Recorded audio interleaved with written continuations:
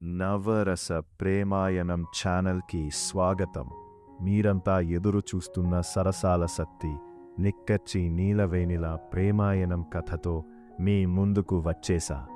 మన సరసాల సత్తిగాడు మంచి రసజ్ఞుడు. అమ్మాయిలతో మాట ముచ్చట్లు ఆడుతూ సరదాగా ఉండడం మనవాడి నైజం. పల్లె నుంచి సిటీ వచ్చిన సత్తి మంచి మాటకారి కావడంతో సూపర్ మార్కెట్లో జాయిన్ అయిన మొదటి రోజు నుంచి మనవాడు అందరితో బాగా మాట్లాడడం, ఫ్రెండ్షిప్ చేసుకోవడం జరిగింది. అబ్బాయిలు అమ్మాయిలు అందరితో సరదాగా ఉండేవాడు. అదే సమయంలో జాయిన్ అయిన నీలవేణికి మాత్రం అబ్బాయిలు అంటే అస్సలు గిట్టేది కాదు. ఒక రకమైన పొగరుబోతు మరియు సెల్ఫ్ రెస్పెక్ట్ పర్సన్. అమ్మాయిలతో తప్ప అబ్బాయిలతో ఫ్రెండ్షిప్ చేయదు, సరిగా మాట్లాడదు కూడా. ఆ రోజు లంచ్ టైంలో అందరి అమ్మాయిల మధ్యలో కూర్చుని సరదాగా మాట్లాడుకుంటూ తింటున్నాడు మన సతీష్. ఇంతలో అక్కడికి నీలవేణి వచ్చింది.